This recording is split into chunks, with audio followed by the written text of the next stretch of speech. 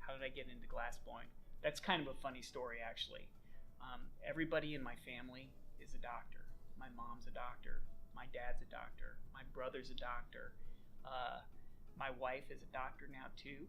And I was in, there's no such thing as for real pre-med, but I was basically taking the classes that to get me ready for medical school. And I was in chemistry and I was rocking it. But two things happened as I was about halfway through my chemistry class. One, glass got its own state of matter. It's not a solid or a liquid. It's the glassy state. And it received its own state of matter that year, and my chemistry teacher thought that was so cool that he took us over to the glass department at OSU to see glass blowing. And I was like, wow. And then separate, but in the very same class, the midterm was like a 100-question multiple choice test. And I'll remember this forever.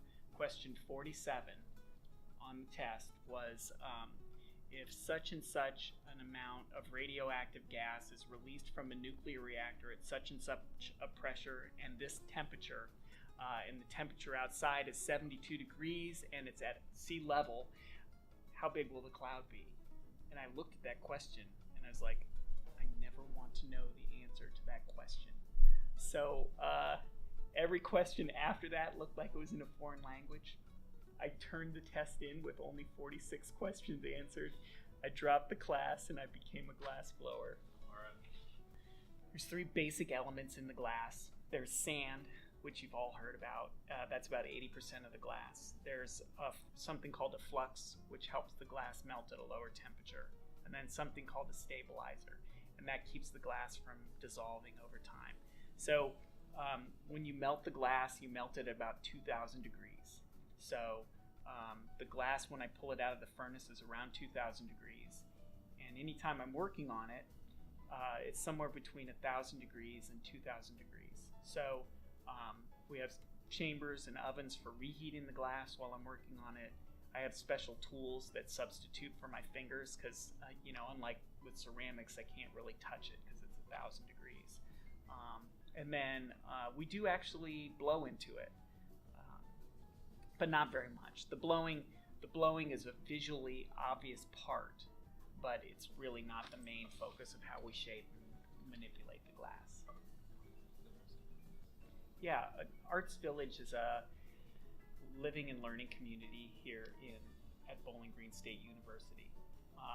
I'm super excited to be a part of it. From my perspective, it's a nearly unique opportunity for students to gather together and share information from a variety of different specialties, I guess. We had some really cool collaborative events last year between creative writers and musicians and like the art department. So we had a student who wrote a poem, and then another student who created a musical score to go along with the poem. And then we brought it over into the glass department and did a glass smashing performance piece while the poem was read and the music was performed. I mean, where else in the world could that happen? So Arts Village has 120 to 150 students from any of the creative arts: theater, dance, film, media, digital arts, traditional studio practice. Anybody who's interested in creativity for the most part. It's not restricted to those people. We have, here and there, we have people from physics or from psychiatry who have that energy behind them, who want to be in an environment that's fertile as far as ideas go. But a lot of the activities that we do actually focus on generating ideas or practicing skills or professional development opportunities that relate to one of those fields that we sort of focus on here in the village. So I had my own studio for 10 years. I created designs and sold work all over the country. After a while, it was not enough for me to make my own art, and I felt like I had to give back. I got into teaching. So I taught here at Bowling Green for 6 or 7 years. I was actually involved in another learning community called Chapman Learning Community. And my interest in teaching and my interest in residential learning communities, which are actually fairly unique on campus, and actually part of what makes our campus unique nationally. So I had familiarity with learning communities. I had a deep and long-standing interest in the arts of all kinds, and really all the roads led to the same place, which is ultimately me being like part of being the director of the learning community here. I got into glass blowing because it's fast and it's active, and when you start a piece, you're going to finish it right then. Like, you work on a piece for a half hour. If it's a really complex piece, an hour. If you're like way over the top, like 3 or 4 hours. But really, it's kind of like surgery. Once you start the process, you go all the way through the process and finish it right then. You can't take a break and come back to it later. So I love the immediacy of blowing glass. I love the satisfaction of being able to start and finish a piece within this time frame. I love there's fire involved in every element of it, so there's something really appealing to me about playing with fire professionally. But that doesn't mean my favorite pieces come out of that process. So in a lot of ways, blowing glass is my favorite activity, but the stuff that I make there is kind of not that exciting intellectually anymore. There's other parts of glass working, sculptural parts, or like casting glass, which is pouring glass into a mold, and the results of that work are actually much more appealing to me. So if I'm looking at which thing I like to do, anything I make as blown glass is the most fun. If I look at which thing do I like when I'm done, then some of the processes that are less appealing to me actually create better work. I do commission work for clients. Sometimes it's nice collaborating with people to get fresh ideas in my work. I collaborate with other artists sometimes, which is really nice, because then it expands the work I'm doing past where my own ideas would even take me. So it changes all the time. I can tell you that I like the work I make now more than I did 3 years ago, and I felt the same way 3 years ago, about 3 years before that.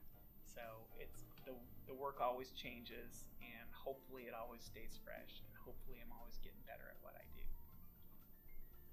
What's the most I ever made from one piece? I'm going to tell you, there's a couple of answers to that.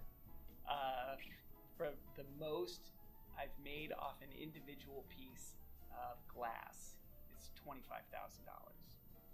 So for a long time, the most I've made out of any project was like $75,000.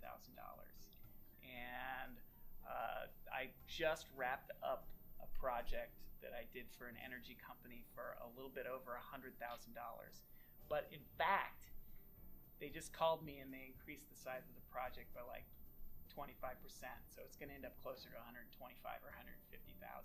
But I will say this: the dollar value of the projects doesn't mean I've actually done more important pieces socially or more important pieces artistically that didn't get as much like financial compensation for them. So it's it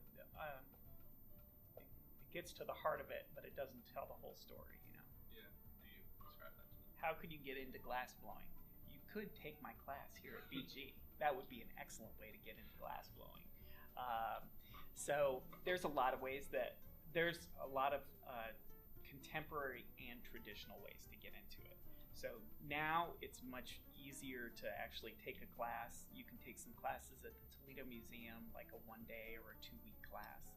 You could actually study it as a standalone class or as a major here at Bowling Green. I think those are more normal ways to get into it now. Historically, the way you would get into it is by working for another glass blower. So for 1,000 years, you would like probably you would have to be born into an Italian family that owned a studio. But later when there was factory glass, you could actually become an apprentice and go through an apprenticeship program. Here's something cool. You would go through an apprenticeship program. It was a 5-year apprenticeship program. And it was to be an apprentice glass worker was the longest apprenticeship program of any of the professions that existed. And think about that. Like doctors really barely study for 5 years before they get an MD. So I consider myself a doctor of glass, but it doesn't come with that kind of money. But anyway, for the first 2 years, the apprentices received 1/5 of a normal pay scale, and then for another 3 years after that, they received 3/5 of a normal pay scale, but they only got paid 2/5 of the 3/5 because they held that last fifth until they finished the entire apprenticeship program. They got a nugget at the end when they finished and passed into becoming a fully qualified glass blower. So I actually saw this really cool 120-year-old contract of how to become a factory glass worker. It was pretty awesome.